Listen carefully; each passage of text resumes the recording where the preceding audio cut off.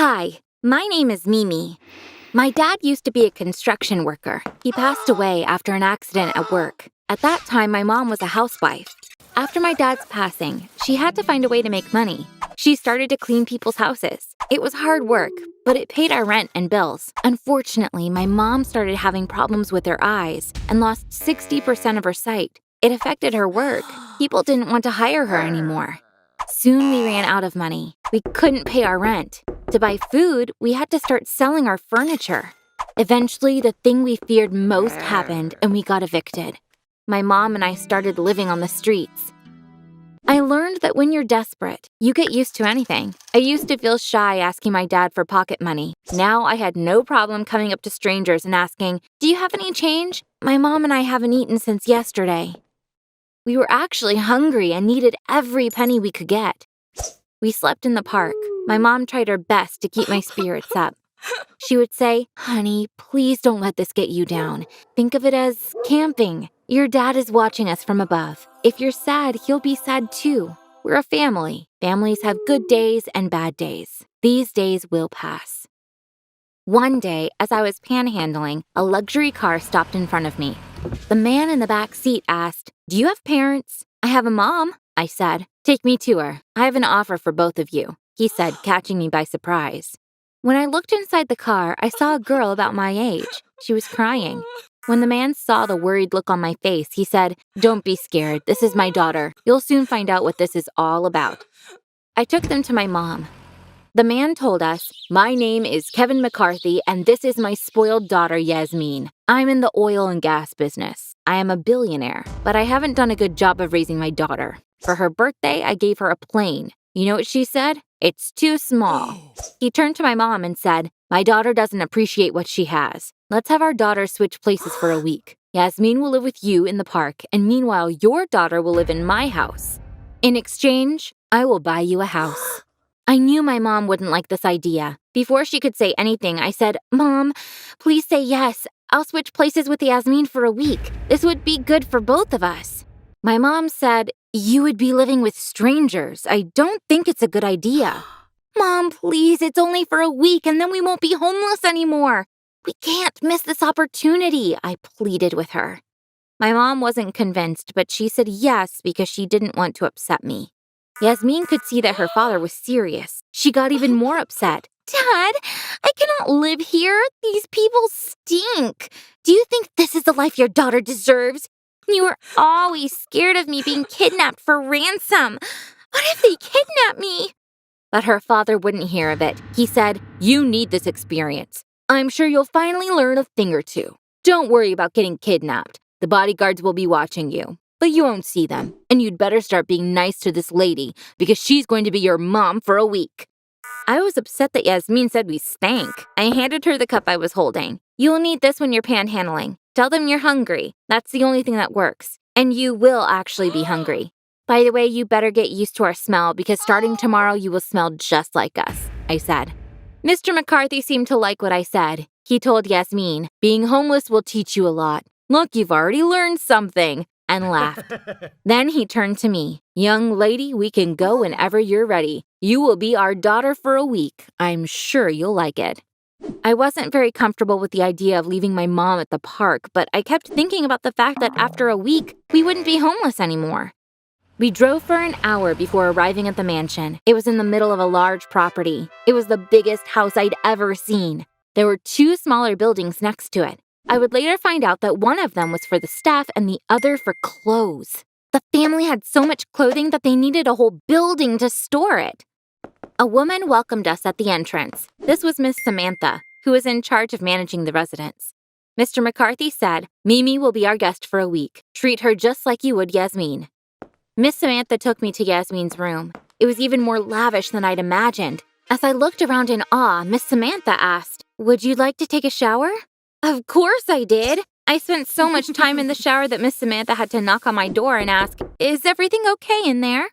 She had prepared pajamas for me. I put them on and went to bed. It'd been a while since I slept in a regular bed. However, I felt sad when I looked up and saw the ceiling instead of the stars. I'd gotten used to falling asleep looking at the sky. I wondered what my mom was doing. I was sure she was thinking about me at that moment. It was only the first night I was spending without her, and I was missing her already. Next morning after breakfast, Miss Samantha took me to the wardrobe building. Yasmin's clothes took up an entire floor. I was so surprised that I screamed, "She has so many clothes!" Miss Samantha said, "Yasmin wears each outfit only once. It's her mother's wish." "Why?" I asked. "So that her mother can buy her more clothes," she replied. This sounded weird to me, but I didn't say anything. "Will I be meeting Yasmin's mother?" I asked. "Unfortunately, she's traveling for work at the moment. She's only home 3 days a month," she said. When I heard that, I felt sad for Yasmin. Seeing my mom only 3 days a month would never be enough for me. The next evening, Yasmin's dad took me out to dinner. When we walked in the restaurant, I couldn't believe my eyes. We were the only customers there. The entire staff was there just for us. This 5-star restaurant was closed to the public. When I asked why, Mr. McCarthy sighed. "You might think that being rich is amazing, but this life has its challenges. You can't just go out to dinner like normal people. You have to pay to reserve the whole restaurant, so we're the only people here. Firstly, it's for our safety. Wealthy people have a lot of enemies. But also it's because people constantly ask us for money. Charities, NGOs, entrepreneurs, you name it, everyone wants to get money from us. So if there were other people here, we wouldn't be able to have dinner in peace." After that evening, I never saw Yasmin's dad at home again. He had to travel for work all the time as well. When I first met Yasmin, I thought she was a spoiled brat, but when I realized what her life was actually like, I started to feel sorry for her. Money obviously makes life easier, but if you value family life like me, being a billionaire is not something to envy. Days went by very slowly. I missed my mom so much. Finally, the week was up. I was so excited when I woke up. Miss Samantha came in and said, "Yasmin's mother came home last night. She will take you to your mother." Yasmin's mother and I got in the car. She said to me, "Thanks so much for helping us out. Yasmin needed this experience. I'm sure she learned what a gift it is to be wealthy after seeing what it's like to be homeless. I bet she'll start crying the second she sees me and say, 'Mom, get me out of here.'" We got to the park and got out of the car. We started walking. We saw my mom and Yasmin having breakfast on the grass. They were chatting and laughing. When my mom saw me, she got up and embraced me. We hugged for a long time. She smelled awful, but I missed that stink. Yasmin also gave me a hug and said, "The week just flew by. Mimi, you are so lucky. You have an amazing mom." She also stank like a homeless person now. Yasmin's mother told my mom, "Thank you for looking out for my daughter." But she seemed to be disappointed. She had expected Yasmin to be desperate, but in fact, she looked really happy. She said, "Honey, aren't you happy to see me? I missed you so much." When Yasmin didn't respond, she laughed and said, "Well, maybe you haven't missed me, but I'm sure you've missed your old life." Yasmin got upset. "Mom, I don't think you missed me. When was the last time you, Dad, and I had dinner together? I can't even remember. I don't think the 3 of us have sat at the same table in years. I haven't missed my normal life at all. I had the best meals of my life in this park. I hadn't slept this well in a long time. You know what I realized out here? The only thing a person my age needs is parents who are paying attention to them." Now Yasmin's mother was mad. "How can you be so ungrateful? Your father and I give you everything. You got a plane for your birthday. What else can we do for you?" she screamed. Yasmin started crying. "Mom, you're only giving me those gifts out of guilt. I got used to equating your gifts with love. I kept asking for more expensive gifts to be able to convince myself that you loved me, but now I understand what I really need is a mother who is always with me, just like Mimi's mom." Yasmin's mother stopped. She looked at her daughter's face. She knew what she was talking about. She started crying. She embraced Yasmin. "You're right, honey. You're right. I'm such an idiot for not seeing that sooner. Please forgive me," she said. They hugged each other and cried for a while. Mr. McCarthy bought us a house, just like he promised he would. He even gave my mom a job in one of his companies. Our money troubles are over. My mom could finally afford a visit to the ophthalmologist. After 2 surgeries, she regained her eyesight. Now she can see as well as she used to. Yasmin and I became friends. She comes to visit a few times a week. Sometimes her mom comes with her. She took another job at the company. She doesn't travel anymore. She is now able to spend more time with her daughter. Yasmin's dad seems to have understood his mistake as well. Even if he needs to travel for work, he comes home whenever he can, and they have long family dinners together. They invited us to their house for Thanksgiving. They all looked very happy. Yasmin's dad thanked us by saying, "People measure wealth with money, but real wealth is about the things in life that you cannot buy with money." In that way, they were actually very poor. Thanks for helping us figure it out. And this made us very happy. Until recently, I thought I was one of the luckiest kids alive. My parents were gentle, affectionate, and caring. We had unlimited financial resources, and I was taking full advantage of them.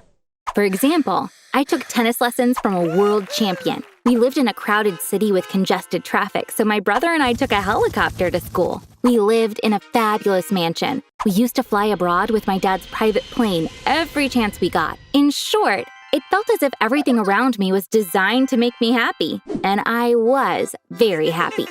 Until the weekend, I went to stay at our mountain chalet with my cousin.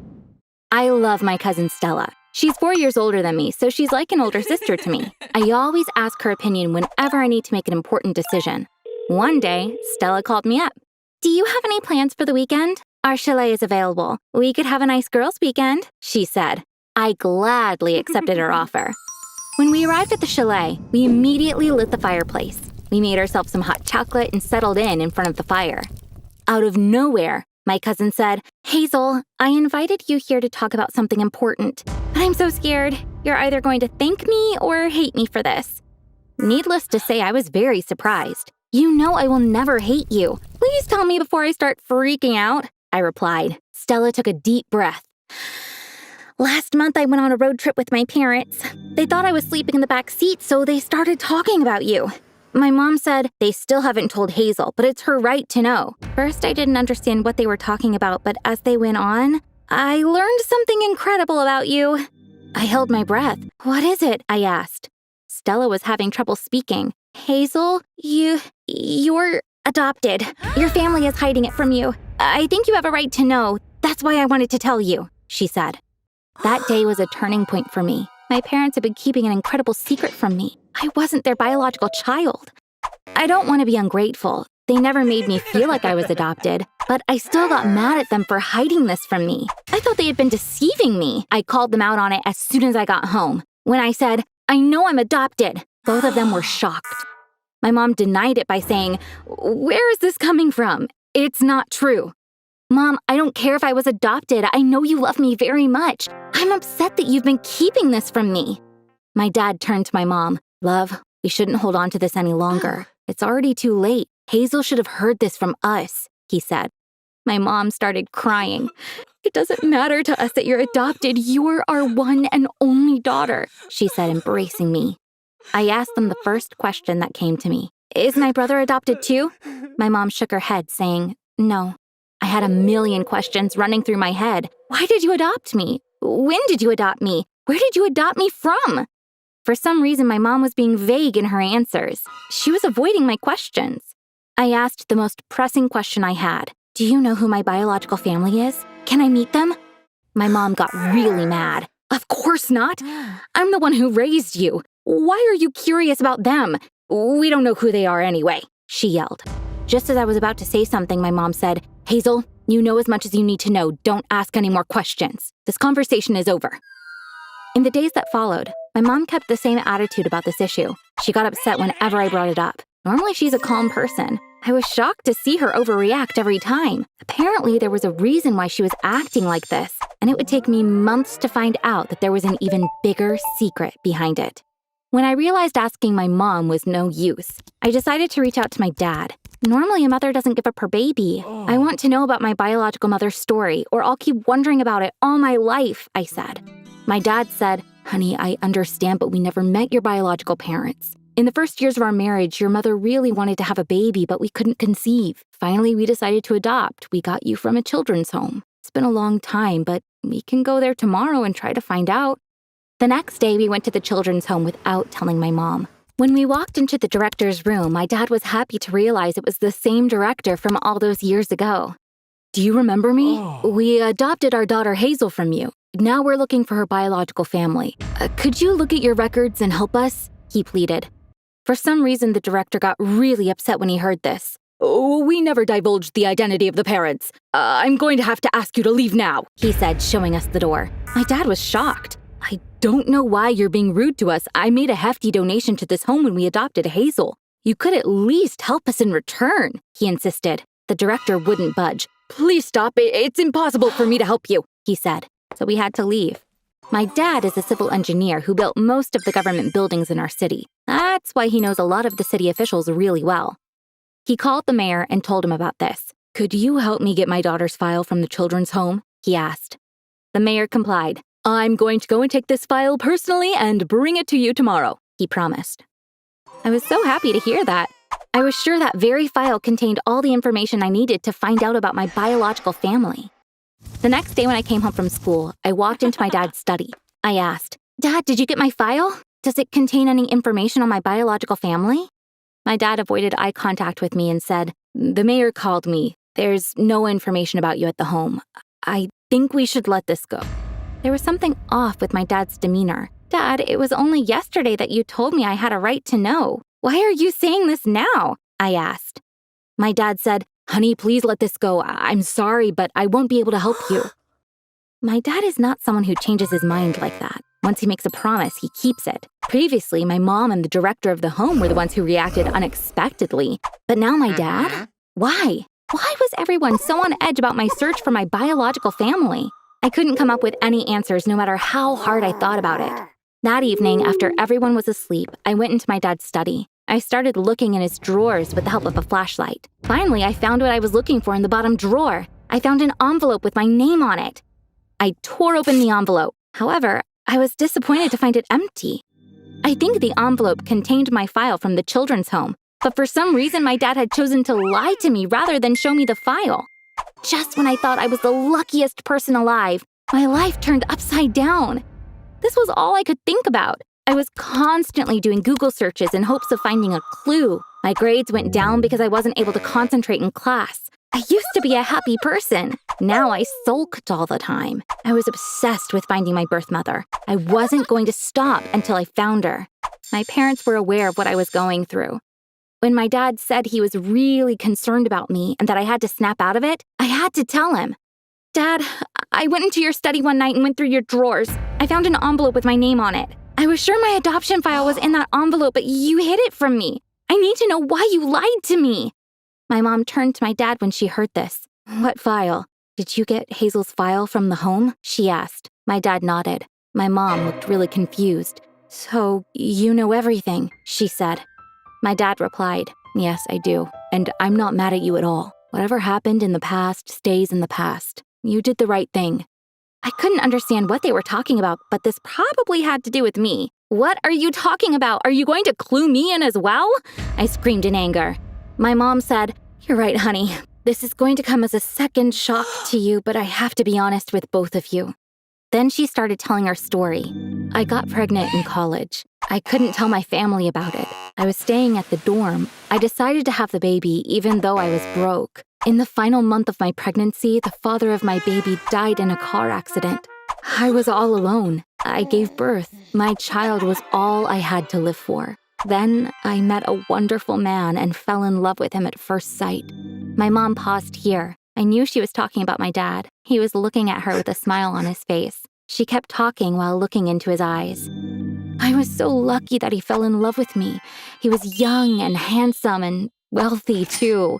But I couldn't tell him I had a baby. I was scared that he might leave me if he found out I was a single mom. That's why I had to make a plan. I left my baby at the home. The director of the home was a very kind person. I told him everything. "Please don't give my baby to anyone else. I will come back for her," I said. And 2 years later, I did come back and picked up my daughter, Hazel, back from the home. I was shocked. She started crying. "Honey, do you understand? I'm your biological mom. But I had to adopt you because I couldn't tell this to your father. Your father thought you were adopted for years until..." My dad jumped in. "Until the mayor brought me Hazel's file from the children's home. When I read the file, I learned that you were Hazel's biological mom and was very surprised, but I also understood. I was too young back then. If you told me you had a baby, I could have acted irrationally. Your plan was amazing. Thanks to you, I have a wonderful wife like you and a wonderful daughter like Hazel. I love you both so much. I love our family. My brother walked into the room. He saw us hugging each other and joined in, even though he didn't know what was going on. We stayed like that for a while. It took me some time to process the things I had learned. If you think about it, I could be the only kid on the planet who was adopted by her own mom. My mom found the perfect solution. She was able to both keep me and the man she loved. There's only one downside to this story. I found out that my dad wasn't my biological father. At the same time, he already knew he wasn't my biological father from the start. But he never made me feel otherwise. And this made me love him even more.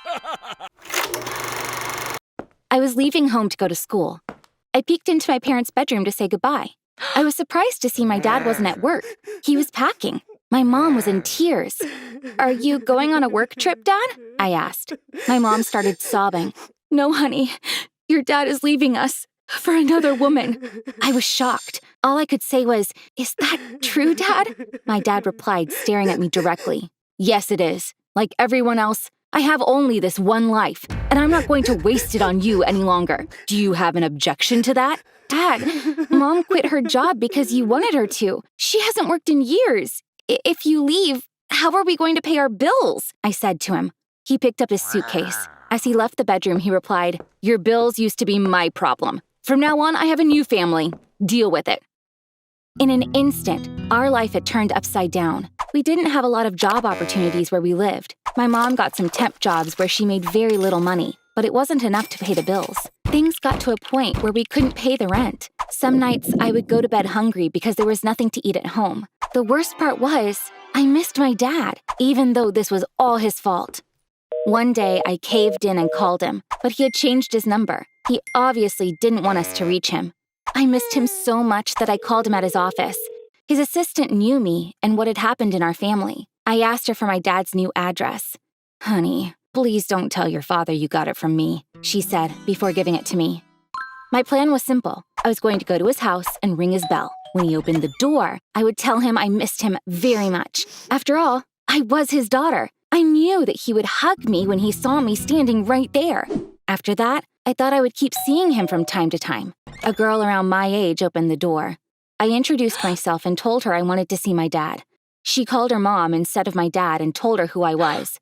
The woman got so mad. "Why are you bothering us? He's not your father anymore. You should be ashamed of yourself for coming here," she yelled. My dad must have heard the commotion, so he came to the door. When he saw me, he said, "Molly, what are you doing here? I bet you came to ask for money, but I won't give you a cent." This was too much. I started crying. "I don't want your money. I came here because I missed you so much," I said. My dad's stepdaughter laughed. "This is the stupidest lie I've ever heard. Only kids would believe that." "It's not a lie. I'm only here because I missed my dad. Dad, please, why won't you believe me?" I said. Grimacing, my dad replied, "I don't care why you came here." Then he turned to his stepdaughter. "I'm now the father of this smart girl. Do you know why I love Rose? Because she's the smartest person I've ever seen. She's going to be the valedictorian of her class. Then she'll go to medical school to become the most successful doctor in the country. And I'll be so proud to be her father." Rose gave my dad a hug, giggling. "Dad, do you know what my plan is? I'm going to be the valedictorian in med school as well. You're the only reason I can afford to go to that school. That's why you'll be the first person I will thank when I give my speech. I'll go, 'Dear Daddy, if it weren't for you, I wouldn't be standing on this podium today. And you'll be the proudest dad in the ceremony,' she said." The following days were pretty tough for me. Our financial woes continued, but I didn't care about them as much as I used to. My main issue was accepting that my dad didn't love me. Every night, I would dream of my dad and Rose. My dad would embrace her and say, "I am now the father of this smart girl." I would be sobbing when I woke up. I must have dreamed of this scene hundreds of times. That dream drained my love for my dad day by day, until one day, I was done. My paternal grandmother had been bedridden for a long time. We would go visit her every month. My mom always said, I love my mother-in-law as much as I love my mother. Nothing changed for her after my father left us, of course. My grandmother lived in another state, and sometimes we wouldn't have money for the bus fare. We never missed a visit. We would hitchhike when we had no money. One morning, while my mom was in the shower, her phone rang. It was my grandmother's caretaker calling. I picked up, wondering about what had happened. After letting me know that my grandmother wasn't feeling well, she said, "The doctor was here this morning. Unfortunately, things are not looking good. Your grandma wants to see you and your mother as soon as possible to say her final goodbyes. She also said, tell my son to come as well. Will you please let your father know? I called but couldn't reach him because he seems to have changed his number." I didn't have my father's number either. I had to call his office. I told his assistant that I needed to talk to him, but she told me he had left months ago and gave me his number. I called him many times. He never picked up. I wrote to him about my grandmother's condition and that she was calling all of us to say goodbye. My father saw my text but never replied to that either. It looked like he had also dropped his own mother for his new family. We got the bad news while riding the bus to my grandmother's place. She had passed away. Both my mom and I cried the entire way. When we arrived, we started organizing the funeral. My mom said, "Let your father know. She was his mother. He has a right to know." I texted my father. What do you think was his response? "I know. Her lawyer told me. I will be there for the inheritance process. I don't want to see you or your mother. Leave immediately after the funeral." My grandmother wasn't wealthy, but she lived in a big house passed down to her from her family. This must have been what my dad meant when he mentioned inheritance. He wasn't coming to her funeral, but was already after her money. This was very typical of him. We were getting ready to leave after the funeral. My mom's phone rang. It was the lawyer. He asked us to come to his office the next day. We were surprised. Typically, as his son, my father was my grandmother's legal heir, so why had the lawyer invited us? Maybe this had nothing to do with inheritance. We extended our stay there one more night. The following day, my father was there with his new wife and stepdaughter. They looked at us like they were disgusted. "Why are you still here? Didn't I tell you to leave after the funeral?" my father yelled. The lawyer calmed him down by saying, "Please don't get upset. I invited them. They need to be here to read your mother's will." Dad looked at him incredulously. "The will? So my mom has a will. I'm her son. Shouldn't I be inheriting everything?" he asked. "If there had been no will, all of your mother's property would have been yours. But if there is a will in the picture, we do as the will says," the lawyer replied. When Rose said, "So what's on the will?" he took out an envelope from his folder. "I don't know. The will is inside this envelope. I will open it now, and we will all find out the contents," the lawyer replied. My father's wife and her daughter were waiting with bated breath. Then, a CD fell out of the envelope. This must be a video will," the lawyer mumbled, and inserted the CD into his laptop. My grandmother appeared on the screen in her hospital bed and spoke in a weary voice. "My dear granddaughter and daughter-in-law, greetings. And you, my not-so-dear son, let me guess. You weren't at my funeral, but you're here for the will, right? 'Cause I'm no longer there. You think the family house belongs to you, but you're wrong, because I already sold it and donated the proceeds to charity." My father was so shocked that he screamed, "What is this woman talking about? That house is my birthright! It is my house! No one can take it away from me!" The lawyer shushed him. My grandmother continued to speak. "My dear granddaughter Molly, I'm leaving you all my savings in the amount of $300,000. Son, I'm leaving you $1. The lawyer has the money. He will present it to you shortly.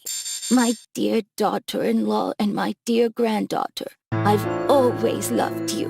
If there's life after death, I will always love you from there as well, because you deserve it more than anything." The lawyer offered a $1 bill to my father, saying, "Sir, here's your inheritance according to your mom's wishes." He was trying hard not to laugh. My father, his wife, and his stepdaughter were stunned to speak.